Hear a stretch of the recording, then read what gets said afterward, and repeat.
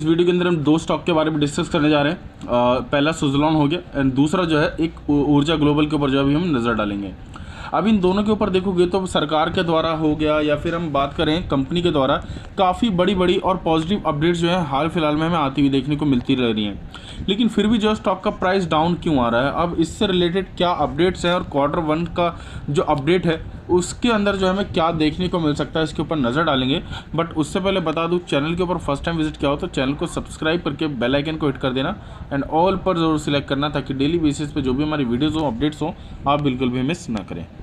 ऊर्जा ग्लोबल की चार्ट की तरफ चलने से पहले जो है एक अपडेट की तरफ ध्यान देंगे। अभी क्या है, इलेक्ट्रिकल व्हीकल इंडस्ट्री जो है आपको ग्लोबली काफ़ी तेज़ी से बढ़ती हुई दिखाई दे रही है and one of the key challenge जो है ये जो इफेक्ट कर रहा है वो है potential adoption for the segment on the charging infrastructure. ठीक है, अब जाहिर सी बात है ईवीज़ हर कोई ख़रीदना चाहता है क्योंकि देखो उसकी एफिशिएंसी काफ़ी अच्छी खासी है, आपको लो कॉस्ट पे जो है काफ़ी अच्छी खासी जो है आपको जो है माइलेज देगी, जिसका चलते हर किसी को चाहिए। लेकिन अब जाहिर सी बात है उसको चार्ज कैसे करें। अब मान लो कोई भी पेट्रोल वाली गाड़ी कोई क्यों खरीदता है, जाहिर सी बात है आपको जगह जगह पे जो है पेट्रोल पंप हर 2-3 किलोमीटर पर मिल जाएंगे।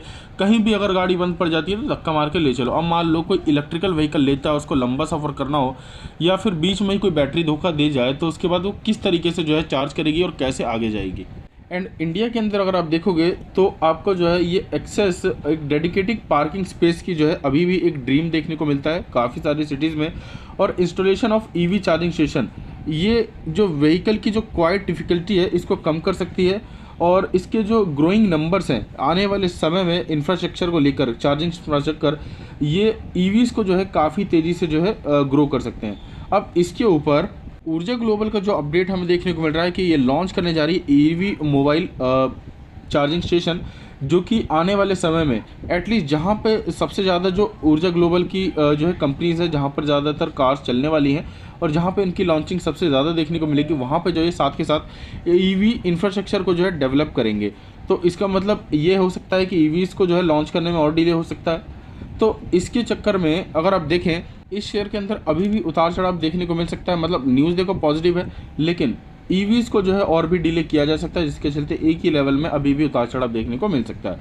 अभी ऊर्जा ग्लोबल देखो इसका भी सॉल्यूशन लेकर आई है कि इन्होंने क्या है कि अभी क्या हम ऐसी बैटरीज बनाने जा रहे हैं जिसके अंदर आपकी जो एफिशिएंसी होने वाली है वो एटलीस्ट जो है 5 टाइम्स जो है नॉर्मल कार से या नॉर्मल व्हीकल से जो है ज़्यादा देखने को मिलेगी। एंड इससे जो है लोगों को काफ़ी मदद मिलेगी। लाइक उनको लंबा सफ़र भी करना होगा तो जाहिर सी बात है पेट्रोल की जो कार्स हैं वही इस समय सबसे ज़्यादा बेटर रहेंगे। लेकिन हाँ, एटलीस्ट उन्हें 4 से 5 घंटे, 6 घंटे, 7 घंटे का सफ़र करना हो तो डेफिनेटली इलेक्ट्रिकल व्हीकल के साथ जो है ईजिली जा सकेंगे, जिस तरीके के वो कामकाज करने वाले हैं। एंड एक्स्ट्रा बैटरीज का जो है वो फीचर्स अपने कार में जो है लगाने वाले हैं। ऊर्जा ग्लोबल अभी 11 रुपये 45 पैसे के शेयर है। लास्ट एक साल के अंदर देखोगे तो स्टॉक के रिटर्न जो है काफ़ी अच्छे खासे और मल्टीप्लिकेटर देखने को मिले। फिर उसके बाद एक छोटी सी कंसोलिडेशन देखने को मिली, लेकिन मार्केट के अंदर इन्फ्लेशन फैला तो जिसके कारण जो है कंसोलिडेशन लंबी चल गई और स्टॉक के अंदर गिरावट भी देखने को मिली। बट आपको ये पता होगा कि कंपनी ने क्वार्टर टू क्वार्टर किसी भी रिजल्ट में देख लो आज तक कभी भी नेगेटिव रिजल्ट दिखाया ही नहीं है। एंड गवर्नमेंट जो पुल कर रही है अपने ई रिवर्स ऑक्शन को ग्रीन एनर्जी के चलते, इसके चलते आपको सुज़लॉन एनर्जी और ऊर्जा ग्लोबल दोनों को फ़ायदा मिलता हो देखने को मिलेगा। लाइक अभी क्या है, इस सेंटर ने गवर्नमेंट ने डिसाइड किया कि जो अरेंजमेंट है इलेक्ट्रॉनिक्स रिवर्स की, ऑक्शन की, रिन्यूएबल एनर्जी की, इसको जो है एक ऑफिशियली दूसरे तरीके से किया जाने वाला है और इसके ऊपर CII कॉन्फ्रेंस भी जो है आपको देखने को मिलेगी। अब इसमें क्या है, जो बड़े बड़े इन्वेस्टर्स थे, छोटे छोटे इन्वेस्टर्स थे, ये जो है ऑफिशियली जो है इसके अंदर कामकाज नहीं कर पा रहे थे, इन्वेस्ट नहीं कर पा रहे थे। लेकिन जो अभी होने वाला है इससे जो है ज़्यादातर इशू क्लियर हो जाएंगे। अच्छे खासे इन्वेस्टमेंट के साथ जो ये कंपनी एक अच्छे खासे लेवल पे ग्रोथ कर सकेगी। देखो ऊर्जा ग्लोबल को कभी नाम के लिए सपोर्ट नहीं कर रहा मैं, as a long term basis पे अगर आप इसकी प्रोफेस देखेंगे तो काफ़ी तेज़ी से कंपनी ग्रो करने वाली है। लाइक ये छोटी मोटी कंपनी हुआ करती थी जो कि सोलर एनर्जी के अंदर कामकाज करती थी। अब सोलर एनर्जी से इस कंपनी ने बढ़कर कहाँ कदम रखा आप देख ही सकते हो। Electrical scooties, electrical car, electrical autos, house hold products, batteries, lithium ion batteries, car batteries, solar panel और बहुत सी चीज़ें जो हैं आपको इसके अंदर देखने को मिल जाती हैं, जिसके चलते इसकी जो डिमांड है फ्यूचर बेसिस पे काफ़ी ज़्यादा बढ़ती देखने को मिलेगी। अगर आप इसके ऑल सोलर प्रोडक्ट्स की रेंज की बात करें तो आपको पूरे इंडिया में जो है इसकी सप्लाई देखने को मिलने लगी है। फिलहाल यही सलाह रहेगी कि इस कंपनी के Q1 का रिजल्ट जो है आने वाला है, इसके अंदर वेट कीजिए और इस रिजल्ट के बाद जो इस कंपनी की परफॉर्मेंस क्या नीचे जाएगी यहाँ से भी, या फिर वापस से जो है ये टर्न बैक ऊपर जाएगा, इसके ऊपर आपको अंदाज़ा मिल जाएगा। लेकिन एक बात क्लियर कर दूं, कंपनी ने आज तक लॉस नहीं दिया है। स्टॉक को आप चाहें तो होल्ड कर सकते हैं, एक आने वाले फ्यूचर में एक बहुत बड़ा मल्टीबैगर स्टॉक जो है बन सकता है। और इसी तरह हम बात करें सुज़लोन एनर्जी की, तो सुज़लोन एनर्जी के अंदर अगर आप देखोगे तो ऊर्जा ग्लोबल से भी जो काफ़ी बड़ी पॉजिटिव न्यूज़ देखने को मिल रही है, लेकिन फिर भी जो इसकी परफॉर्मेंस है काफ़ी ज़्यादा नीचे आती देखने को मिल रही है। 6.5 का प्राइस आ चुका है। स्टॉक का जो सपोर्ट था वो 10.5 का था, देन 8.5 का था, फिर उसके बाद 7.30 का जो एक स्ट्रॉन्ग सपोर्ट बनता था। लेकिन कंपनी सारे सपोर्ट तोड़कर जो है लगातार नीचे आती हुई दिखाई दे रही है। और फाइनली जो है इस कंपनी का जो सपोर्ट था मेजर यहाँ पर आपको देखने को मिलता था, जिसके नीचे जिसके डाउन जो है कंपनी ऑलरेडी क्लोजिंग दे चुकी है लास्ट मार्केट के अंदर। लास्ट अगर आप देखेंगे 1 साल के अंदर तो 18% का जो है नेगेटिव रिजल्ट है इसके अंदर, और लास्ट 5 ईयर्स के अंदर देखेंगे तो स्टॉक का जो परफॉर्मेंस है एक लेवल के साथ अगर आप देखेंगे तो ग्रो हो रहा था। ठीक है, अगर आप देखेंगे इस पैटर्न को तो इस पैटर्न के हिसाब से जो इस कंपनी के अंदर ग्रोथ देखने को मिल रही थी, और इसी बीच जो है आपको रेजिस्टेंस भी देखने को मिलता था। मतलब कभी ऊपर कभी नीचे, फिर ऊपर नीचे। ठीक है, इसी बीच ट्रेड कर रहा था। लेकिन अभी क्या है, कंपनी ने ब्रेकडाउन दे दिया, जिसके चलते इसके अंदर रिस्क आ गया है। एंड इस रिस्क के चलते काफ़ी सारे निवेशक पैनिक कर रहे हैं, और जो लोग सोचते थे ये बहुत जल्द वापस से 420 रुपये 30 रुपये तक जाता हुआ देखने को मिलेगा, वो इसके अंदर अब जो है लगातार सेलिंग का माहौल बनाए बैठे हैं। तो एक बात मैं क्लियर कर दूँ, ये कंपनी भले ही इंडिया की नंबर 1 कंपनी हो वाइंड एनर्जी सेगमेंट के अंदर, लेकिन इसके अंदर रिस्क भी काफ़ी ज़्यादा निकल कर आता है। 6,216 करोड़ का मार्केट कैप वाली ये कंपनी इंडस्ट्री पी के मुकाबले जो है वैल्यूएशन के हिसाब से काफ़ी सस्ते में मिल रही है, जो कि अभी 7.9 का देखने को मिलता है, यहाँ पर विजिबल नहीं है। लेकिन इसके अंदर अगर आप नेगेटिव चीज़ें देखें तो प्रॉफिट जो है 75% के करोड़ के साथ जो है डाउन देखने को मिल रहा है। और प्रोमोटर होल्डिंग के अंदर आप देखोगे तो सिर्फ 14% देखने को मिलेगी, जिसके अंदर 88% जो है प्लेजिंग है। और लास्ट अगर आप देखोगे डेटा में भी जो है आपको 1% की 1.5% की कमी देखने को मिलेगी।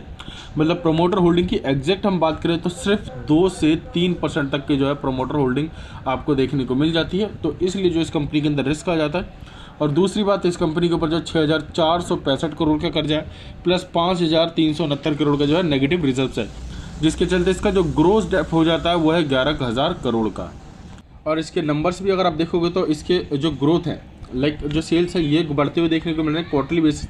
लेकिन कंपनी का जो प्रॉफिट है ये वापस से काफ़ी बड़े लॉस में आ चुका है। पहले अगर आप देखोगे 300, 400, 700, 800 करोड़ के लॉस, फिर यहाँ पर छोटी सी रिकवरी देखने को मिली, फिर इसके अंदर जो है लगातार लॉस के साथ रिकवरी देखने को मिल रही थी। लेकिन अचानक 38 करोड़ का प्रॉफिट आया, उसके बाद फिर से 204 करोड़ का लॉस निकल कर आया।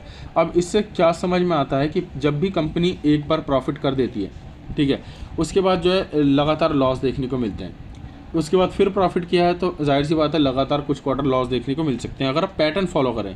मगर आप यहाँ पर भी देखेंगे तो आपको एक बात समझ में आएगी, जब कंपनी का जो फंडामेंटल्स है ख़राब है तो इसके प्रमोटर क्यों इसके अंदर जो है बायबैक कर रहे हैं। ठीक है, रजनीश परमार जी जो कि इसके ऑफिशियल प्रमोटर है, उन्होंने क्यों अपने पोर्टफोलियो के अंदर जो है 63% जो है अपनी होल्डिंग और बढ़ा दी है।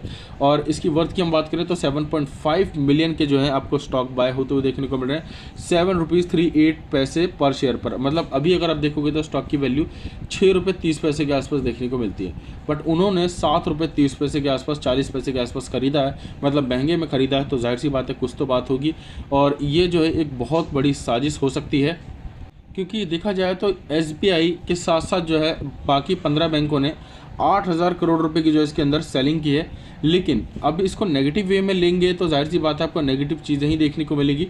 ये क्या है, बैड लोन्स। कंपनी के ऊपर 11,000 करोड़ का जो है एक बैड लोन्स है, आप भी जानते हैं। जो ग्रोस है उसको जो है इसके अंदर 8,000 करोड़ में जो है बेच दिया गया है REC को और IREDA को। मतलब ये क्या है, एक गवर्नमेंट कंपनी है इलेक्ट्रिसिटी की ही, बट इन्होंने क्या है किया है, अब इनके बैड लोन्स को जो है खरीद लिया है स्टेट बैंक ऑफ इंडिया से और साथ ही साथ बड़े बैंकों से। तो इसके अंदर क्या है, 4,000 करोड़ रुपए का जो है भुगतान आपको देखने को मिलेगा सबसे पहले इन कंपनीज़ के द्वारा सुज़लोन के अंदर। उसके बाद 3,000 करोड़ के अलग देखने को मिलेंगे जो कि आने वाले 2030 तक होने वाले हैं। उसके बाद ग्रॉस जो है आपको एक बार और 4,000 करोड़ रुपए का जो है देखने को मिलेगा भुगतान। तो देखा जाए तो आने वाले 10 से 11 साल में जो है ये कंपनी वापस से प्रॉफिटेबल हो सकती है, जिस हिसाब से इस कंपनी का रिस्ट्रक्चरिंग किया जा रहा है।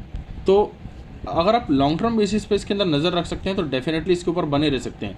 बट फिलहाल मैं यही कहूँगा कि अगर आपको थोड़ा भी लगता है कि मैं लंबे समय तक नहीं रुक पाऊंगा स्टॉक के अंदर, उतार चढ़ाव में नहीं झेल सकता, तो ये कंपनी आपके लिए नहीं है। आप बड़े स्टॉक्स की तरफ जाइए, टाटा पावर हो गया या फिर दूसरी कंपनीज हो गई, AIX हो गया, जिनके अंदर खरीदने का अच्छा खासा मौका है, वो आपको अच्छे खासे प्रॉफिट